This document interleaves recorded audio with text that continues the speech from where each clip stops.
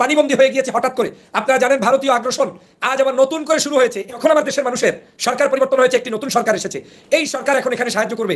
এই সরকার এখন সংসদ মানে কি বলে তাদের মন্ত্রণালয় চালাবে, নাকি তারা দেশ গঠন করবে, না কি করবে, এদেরকে বেসামাল করার জন্য একটি চক্রান্তও আমি মনে করি।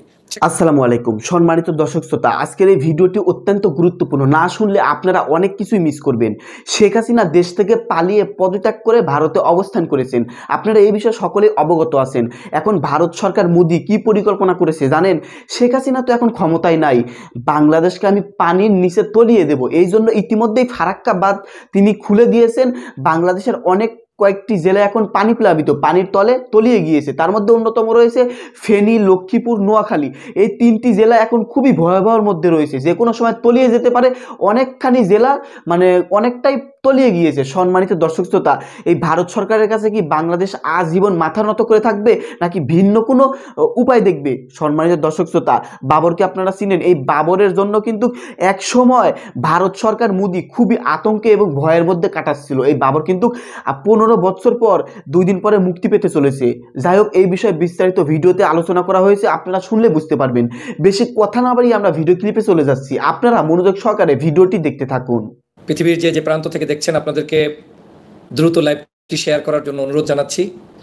আজকের বন্যার্তদের ভয়াবহতা নিয়ে আপনাদের সামনে আহ্বান নিয়ে এসেছি যে এই মুহূর্তে কঠিন পরিস্থিতি বাংলাদেশের একটি অঞ্চলের উপর দিয়ে যাচ্ছে, যেটা আসলে ভাষায় প্রকাশ করা যাচ্ছে না যে কতটা ভয়াবহতার মধ্যে আমাদের সোনার বাংলাদেশের একটি অঞ্চলের মানুষ। কুমিল্লা, ফেনী, এই অঞ্চলের মানুষগুলো আজকের কি অবস্থায় দিনাতিপাত করছে। আপনারা জানেন যে তাদের যে ভয়াবহ পরিস্থিতি তৈরি হয়েছে, সেই ভয়াবহ পরিস্থিতিতে তাদের ওখানে উদ্যোগী ভূমিকা হয়ে সবাই মিলে ঐক্যবদ্ধভাবে তাদের পাশে দাঁড়াতে হবে। সবাইকে মিলে ঐক্যবদ্ধভাবে তাদের পাশে যদি না দাঁড়ান, তাহলে এই মুহূর্তে তাদের এই ভয়াবহ অবস্থা দূর করা সম্ভব নয়। আপনারা ইতিমধ্যেই জানেন যে তাদের এখন সবচেয়ে বড় সংকট হচ্ছে যেই সব মানুষ হঠাৎ করে পানিবন্দী হয়ে গিয়েছেন, তাদেরকে উদ্ধার করাটা হচ্ছে বড় সংকট। মানুষকে সবার আগে উদ্ধার করতে হবে, এবং সেই উদ্ধার করার জন্য যে পরিমাণ ব্যবস্থাপনা থাকা দরকার সেটা এখন নেই। পানির ভয়াবহতা এমন আকারে বৃদ্ধি পেয়েছে যে সেখানে কাউকে কেউ কোনোভাবে সঠিকভাবে উদ্ধার করতে পারছে না। এই মুহূর্তে উদ্ধার তৎপরতার জন্য সেনাবাহিনী কাজ করছে, বিজিবি কাজ করছে, কিন্তু আমাদের বাকি অন্য মানুষদেরকেও কাজ করতে হবে এবং তাদের পাশে দাঁড়াতে হবে, সকল স্বেচ্ছাসেবী ভাইদেরকে। সে কারণে এই কুমিল্লা, ফেনী, নোয়াখালী এই অঞ্চলে আপনাদের সবাইকে তাদের যার যার জায়গায় যা আছে তাই নিয়ে ঝাঁপিয়ে পড়ার উদাত্ত আহ্বান জানাই। আপনারা জানেন ইতিমধ্যেই যেই জায়গায় সমস্যা শুরু হয়েছে, এই মানুষগুলো উদ্ধার হওয়ার পরে আজকে এবং কালকের পরে যে সবচেয়ে যে ভয়াবহতা বেশি হবে সেটা হচ্ছে তাদের খাদ্য সংকট, তাদের স্লাইন সংকট, তাদের বেঁচে থাকার জন্য যে মিনিমাম তাদের মানে পরিবারের জন্য যে খাবার দরকার, সেই সংকটটা তৈরি হয়ে যাবে 2-1 দিনের মধ্যে। আমি আপনাদের সমস্ত দেশবাসীকে উদাত্ত আহ্বান জানাবো, আপনারা আপনাদের নিজ নিজ জায়গা থেকে আপনারা তাদের পাশে দাঁড়াবেন। আপনার কাছে যা আছে সেটা নিয়ে আপনি নিজ উদ্যোগে পাশে দাঁড়াবেন। সবচেয়ে ভালো হয় যারা ওই স্থানে রয়েছেন, ওই স্থানীয় পর্যায়ের মানুষগুলো তাদের পাশে গিয়ে আজকের তাদের পাশে দাঁড়িয়ে তাদেরকে সাহায্য করা। আপনারা যারা ওই অঞ্চলে বসবাস করছেন, তারা তাদের যে কোনো বিশ্বস্ত অর্গানাইজেশনের সাথে যুক্ত হয়ে তারপরে আপনি সাহায্য অব্যাহত রাখতে পারেন। বাংলাদেশের অন্যতম একটি ফাউন্ডেশন হচ্ছে আসুন্না ফাউন্ডেশন, আপনারা আসুন্না ফাউন্ডেশনের মাধ্যমে যেতে পারেন। এরপরে ওই জায়গায় যারা অন্য অন্য অর্গানাইজেশন আছে তাদের মাধ্যমে যেতে পারেন। ব্যক্তিগত পর্যায় থেকে যারা ইনফ্লুয়েন্সার রয়েছেন, যারা বিভিন্ন সোশ্যাল মিডিয়ায় ভূমিকা পালন করেন, তারা সেখানে যেতে পারেন। আমি ব্যক্তিগতভাবে মনে করি যে আমাদেরও বসে থাকার কোনো সুযোগ নেই, কিন্তু আমাদের সেই সাধ্য ততটা নেই যতটা আসলে আমাদের পক্ষ থেকে করা উচিত। কিন্তু আপনারা যদি সবাই মিলে সহযোগিতা করেন, তাহলে 10-এর লাঠি 1-এর বোঝা, এই চিন্তা করে আমরাও একটি টিম সেখানে আমাদেরকে সহযোগিতা করবেন, আমাদের সাথে একটি টিম থাকবেন বলে ইতিমধ্যে জানিয়েছেন, এবং তারা যদি সেই অদা মোতাবেক আমাদের সাথে থাকেন তাহলে আমাদের টিম সেখানে যাবে। কিন্তু সেই টিম যাওয়ার জন্য যে সহযোগিতাটা দরকার সেটা হচ্ছে এই টিমের পাশে থাকতে। আপনি যদি মনে করেন যে এই মুহূর্তে আপনার পক্ষ থেকে নিজে গিয়ে কোনো কিছু সম্ভব নয়, তাহলে আপনারা আমাদের এই সংস্থার সাথেও যুক্ত হয়ে আপনারা আমাদের পাশে থাকতে পারেন। আমরা সর্বোচ্চ চেষ্টা করব। আমি ভেবেছিলাম যে আমাদের এই সময় মানুষের কাছে কিভাবে যাব, বা যাওয়া উচিত কিনা, কতটুকু উচিত, কিভাবে যাব, এটা নিয়ে আমি ভাবতেছিলাম।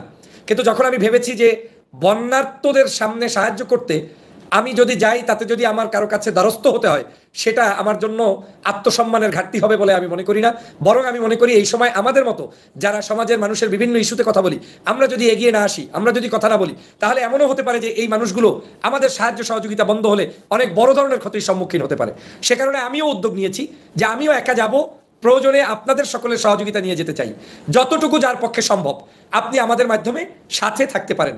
সবার প্রথম অনুরোধ হচ্ছে আপনি আপনার নিজ উদ্যোগেই এই কাজটি করবেন। যতটুকু পারেন আপনি নিজে যাবেন, নিজে গিয়ে যদি পারেন করেন। তারপরের অনুরোধ হচ্ছে আমাদের চাইতে বিশ্বস্ত বড় যে সকল ফাউন্ডেশন অর্গানাইজেশন রয়েছে যারা যেতে পারবে করছে, আপনি তাদের পাশে দাঁড়াবেন। সর্বশেষ যদি মনে করেন যে সব কিছুর উপরেও আপনারা হয়তো তার কাছ থেকে দিয়ে যে সাহায্য করতে চান, সেটা আপনি হয়তো লিঙ্ক অথবা পরিবেশ পরিস্থিতি আপনাকে সেভাবে করছে না, অথবা আপনি আমার খুবই বেশি ভক্ত যে আপনি মনে করেন আমার মাধ্যমে সহযোগিতা করার প্রয়োজন, তাহলেই কেবলমাত্র তারা আমাদের এই সহযোগিতায় আসবেন কিংবা এখানে পাঠাবেন। কিন্তু এক পয়সাও আপনি অন্য জায়গায় ট্রাই না করে আমাদেরকে পাঠানোর প্রয়োজনীয়তা নেই। কারণ আমি বারবার বলছি, মানুষকে সহযোগিতা করতে হবে, অর্থ দিয়ে একেবারে নিডি পিপলের পাশে গিয়ে দাঁড়াতে হবে।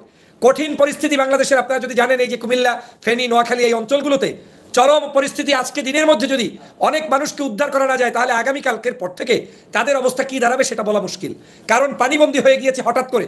আপনারা জানেন ভারতীয় আগ্রাসন আজ আবার নতুন করে শুরু হয়েছে। এই ভারত আপনাকে মানে বেশ সময় তার এই সকল কার্যক্রম তারা করে।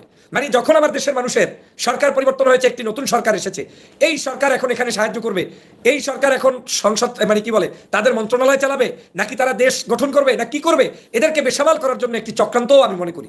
সে কারণে আপনাদেরকে আমি বলছি, যাদের পক্ষে সম্ভব আপনারা দ্রুত এই নোয়াখালীর মানুষের কাছে এবং তাদের আশেপাশের যে অঞ্চলগুলো রয়েছে সেখানে যাওয়ার চেষ্টা করবেন। নিশ্চয়ই আমার এই আহ্বানের মধ্য থেকে এমনও হতে পারে যে এটার দ্বারা কিঞ্চিত উপকার হতে পারে, কিন্তু আমার মতো যদি আপনি 100 লোক এই আহ্বান করেন তাহলে 100 লোকের আহ্বানে দেখা যাবে যে বিশাল একটি উপকার ওই অঞ্চলের হয়ে যাবে। আমি বারবার বলছি যে আমাদের টিমে আপনি টাকা পাঠিয়ে অর্থ পাঠিয়ে সহযোগিতার প্রয়োজন নেই। সবার আগে আপনি আপনার টিম, যদি সম্ভব হয় আপনি সেখান থেকে যে কোনো মূল্যে আমার এই ভাইদের পাশে দাঁড়ান। যদি মনে করেন যে না ওইখানে পাঠানোর চাইতে কিংবা আপনি যাওয়ার চাইতে সহজ আর কোনো পদ্ধতি পাচ্ছেন না, তাহলে আমাদের এখানে আমি অনেক গবেষণা করে, মানে আমি চাইনি কিন্তু না চাইতেও আমার কাছে মনে হয়েছে যে আমার ব্যক্তিগত আত্মমর্যাদার দিকে তাকিয়ে আমি বসে থেকে যদি মানুষের জন্য সাহায্য না চাই, হয়তো আমাকে আল্লাহর কাছে জবাব দিতে হবে। কারণ আমি দীর্ঘদিন দেশের বাইরে ছিলাম, আপনারা জানেন। আমি চাইলেও অনেক কিছু উদ্যোগ নিতাম না, অথবা মন থেকে চাইলেও আমি যাইতাম না, যাওয়ার সুযোগ ছিল না। কিন্তু আমি যখন ঢাকা শহরে বসে আছি, আমি হয়তো 10 তলায় বসবাস করছি, কিন্তু আমার এই সময় অনেক ভাই ঘুমাতে পারছে না, অনেক ভাইয়ের বাসাবাড়ি উঠে গিয়েছে, একেবারে বন্যায় তাদের জায়গা জমি সবকিছু বিলীন হয়ে গিয়েছে। এখন মূল ক্রাইসিস তাদেরকে উদ্ধার করাটাই বড় ক্রাইসিস। এখন একদিকে উদ্ধার করতে হবে, আবার অন্যদিকে উদ্ধার করার পরে তাদেরকে বিভিন্ন জায়গায় সেনাবাহিনীর মাধ্যমে হোক, মানুষের মাধ্যমে হোক, যে কোনো মূল্যে তাদের কাছে বেসিক খাবার পৌঁছে দিতে হবে, শুকনো খাবার পৌঁছে দিতে হবে। তখন আমি মনে করেছি যে এই কাজগুলো করলে, আমি জানি ভালো কাজ, এই কাজে বদনাম হয় এবং এই কাজগুলো করাটা অনেক কঠিন, কিন্তু আমি মনে করেছি একটা জীবনের মূল্য বাঁচানোর চাইতে এর চাইতে বড় কোনো কাজ আর হতে পারে না। আমি যদি বসে থেকে আপনাকে বলতে থাকি, আর যদি আমি মাঠেই না যেতে পারি, যদি আমি নিজে গিয়ে কিছু না করতে পারি, তাহলে এই কাজের তো কোনো আসলে সত্যিকার মানে বেনিফিটটা হয়তো জনগণের কাছে দেওয়া যাবে না। তাই সিদ্ধান্ত নিয়েছি, যদি আল্লাহ কবুল করে, সমস্ত সবকিছু যদি ঠিক থাকে, আমাদের একটা টিম ইনশাআল্লাহ আপনাদেরকে পূর্ণাঙ্গ হিসাব আমাদের এই জায়গায় পেজ থেকে এবং আমাদেরকে একেবারে লিখিত আকারে দেওয়া হবে যে আমরা কয় টাকার কোন জায়গায় পেয়েছি এবং কয় টাকা দিয়েছি। আপনারা যদি সম্মানজনকভাবে আমাদের পাশে দাঁড়িয়ে এই মানুষদের পাশে সাহায্য করতে চান, তাহলে আপনাদের ইতিমধ্যেই দেখেছেন, হয়তো ইউটিউবে দেখেছেন, ফেসবুকে দেখেন নাই, আপনাদের কাছে দুটো নাম্বার এখানে এমার্জেন্সি দিয়ে দেওয়া হচ্ছে। নাম্বার দুটো আমার নয়, এটা হচ্ছে আমাদের টিমের 2 জন সদস্যের, যারা অত্যন্ত বিশ্বস্ত এবং আমার কাছে মনে হয়েছে যে 1 পয়সাও তারা দুর্নীতি করার মতো লোক নয়। সেই দুটি নাম্বার আপনারা লিখে রাখতে পারেন। একটা হচ্ছে 01621, এরপরে হচ্ছে 297462 বিকাশ, 01621297462 বিকাশ, সবই পার্সোনাল। আর একটা হচ্ছে রকেট, 01621297462/-2 রকেট, দুটোই পার্সোনাল। এই জায়গায় আপনারা যত দ্রুত সম্ভব আপনাদের বিকাশ, দেশে বিদেশে যারা আছেন আপনারা আমাদের কাছে সাহায্য করতে পারেন। আমি আজকের পর থেকে শুধুমাত্র বাংলাদেশের এই মুহূর্তে এই আর্জেন্ট যে বিষয়টা, এই বিষয় নিয়েই কথা বলার চেষ্টা করব। কারণ আমার কাছে মনে হয়েছে এই মুহূর্তে যারা মেডিকেলে আছে, তারাও ধরেন মেডিকেলে আছে, প্রচুর মানুষ সেখানে সাহায্য সহযোগিতা নিয়ে ইতিমধ্যেই উপস্থিত হচ্ছে। কিন্তু ভয়াবহ নিউজ হচ্ছে এই যে যারা বন্যার্ত মানুষ রয়েছে, এই মানুষদের পাশে কেউ নাকি ওই অর্থে বড় কোনো সংবাদ পায়নি, যদিও আজকে নতুন করে সবাই যাওয়া শুরু করেছে এবং বিভিন্ন মানুষ সেখানে কিন্তু সংযুক্ত হচ্ছে। আমি সে কারণে আপনাদেরকে বলছি, আপনারা যত দ্রুত সম্ভব আমাদের এই টিমে একটা সম্মানজনক অবস্থানে মানুষের পাশে আমরা দাঁড়াতে পারি, সেজন্য আপনারা সাহায্য অব্যাহত রাখবেন এবং আপনারা এই লাইভটি শেয়ার করে দিবেন। আমি জানি এই সময় আপনারা চাকরিতে বাকরিতে অফিস আদালত নিয়ে ব্যস্ত, হয়তো লাইভটি খুব বেশি রিচ হয়নি, হবে না, কিন্তু আমি পরক্ষণে আবারও আসবো।